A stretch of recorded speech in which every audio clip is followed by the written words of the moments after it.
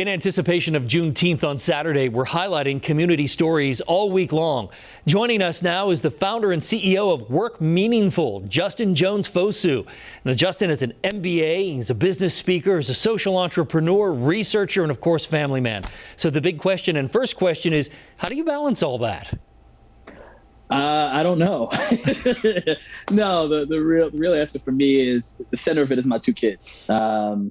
Lydia and Peter are the most amazing things. And so I identify them. I put in the big rocks, hashtag Stephen Covey, first, and then I fill in the other pieces. And the last is just because I'm doing work that's meaningful, that I'm inspired by. It allows me to go further, faster, and sometimes longer than others who don't find the work meaningful. So let's talk about your work. Speaking of work, you work as a diversity speaker at Fortune 500 companies. So tell us a little bit about how that effort has been to improve diversity in the workforce over the last couple of years. Yeah, so I've been researching, I've been doing the work for 20 years, but really been researching it the last 10 years. And when I tell you, it's been a lot of mistakes and mishaps that's happened along the way, it has. And so my focus, it really came to the head, and I just wrote the inclusive mindset, but I've been doing the work behind the scenes because I didn't want to be the Black guy who was doing diversity and inclusion work, right? So, but really the work, the time of George Floyd and what happened in 2020 and what's been going on was a catalyst for me to bring this to the masses. And so now my work is helping people to see diversity and inclusion, not as an initiative, but as a part of our everyday lives. Not as a thing of shame about where I should be, but as something that's inspiring about where I can be. And so I call that the inclusive mindset. And it's ways that people can grow diversity in their everyday lives, that they can approach people with a sense of curiosity and wonderment, to respectfully disagree, to allow people the grace to make mistakes, but ultimately to come back to this place of humanity, that even if I vehemently disagree with you, that I can passionately pursue your humanity. That's an interesting point. You know what? So let me throw this out there. How do you, or can you, teach diversity and separate politics from diversity and inclusion? Because sometimes the two get so intertwined. Is it possible to separate them? Yeah. So obviously, a person has to make the choice to separate them. I don't necessarily want to separate from politics. I don't want politics to drive diversity. I want diversity to speak into our politics. So what I mean by that is that sometimes we aren't even open to conversations because of political agendas, political parties, political bases. And I'm talking about both sides, including the middle. But the way I talk about it is like, hey, if you have a different political ideology, why don't we take the time to have a courageous curiosity to hear the voices of others, to hear the stories, to hear how you arrived to that place. See, those are the things, because what we don't want to do is that when we don't listen to people's stories, it's so much easier to other them, to discredit them, to give false narratives. But the passionate place that we have to come to is, hey, even if you're a different political party, I want to hear your part, because dialogue is the art of creating something new together. So I have A, you have B, why don't we create C together? And unfortunately, in most of our politics, we're not learning how to create C.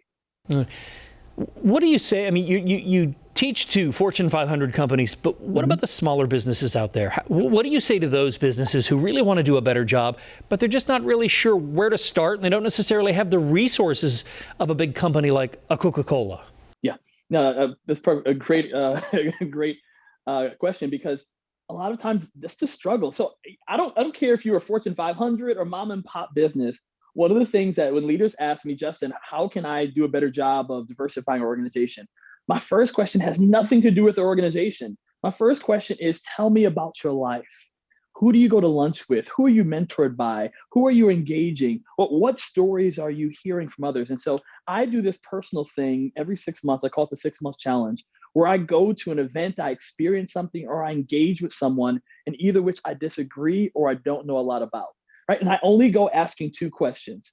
One, what did I learn about that event, experience, or person? And two, what did I learn about myself as I engaged it? And so that's one practical thing that people can do to begin growing our empathy skills. You know, we're all the same, but yet we're different. And, you know, I think it's okay to ask questions, right? It's okay to ask questions, and it's okay not to know something. Yeah. Would you agree with that? Oh, absolutely. Yeah. Well, I talk about one of the big things about dialogue is embracing your ignorance. right? And sometimes we see ignorance as a bad thing, but in the work that Carol Dweck does around mindset, there's this power of not yet. So just because I don't know something doesn't mean that I'll never know it or that I'm a stupid person or all these kind of things. It's just I don't know it yet. And so one of my things I'm learning now is about gender equity in the workplace.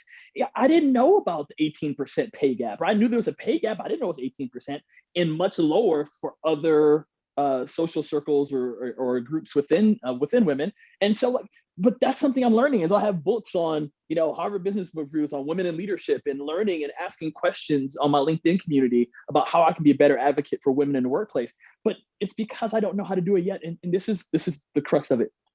We've so fixated in our society, we've been conditioned to have what Carol Dweck calls a fixed mindset, where we don't want to do anything that compromises our perceived intelligence. We don't want to come off as ignorant to other people. And until we take that place of vulnerability and allow ourselves to say, hey, I don't know it, and I want to learn, and I want to get better, which is the growth mindset, then we'll consistently stay in this circle of comfort and we'll never go out of our ways to learn about the stories of others. Yeah, it goes back to, there's no such thing as a dumb question, especially when we're talking about diversity and inclusion, because the goalpost for a lot of people always seems to be moving. And it's hard to keep up with, isn't it? It is, right? I tell people all the time, like, I will never reach the diversity and inclusion guru status because I'm constantly learning. I'm constantly making mistakes. I still have bias. And my big push to people is the issue is not that we have bias. That's not the issue. We've made that the issue. The issue is what do we do with it once we know we have it? How do we grow forward? And so instead of saying, I want to help people to change their language about even talking to people, instead of saying, it's 2021, you still struggle with this, people don't grow that way, right? If you're in a relationship, like, you still don't wash the dishes, it's 2021, right? But where people grow, yes, my kids say that to me, right? And so, but one of the things for me is when we help people to identify where they can be, where if they look back a year from now and say, in a year from now, in what areas did you want to grow? Did you want to develop? Did you want to learn something new? Those are ways that are more inspiring and lead us to a deeper sense of inherent motivation versus the shame-based approach. Well, Justin, you're a great conversationalist. You're very approachable, and I enjoyed this one-on-one interview with you very, very much. I wish you the best in your endeavors, and thanks for doing with this. I'm sure there are people out there watching this that are going to have a big takeaway. So we appreciate you doing it. Thank you so much. Have an amazing, amazing day. All right, you too. Take care.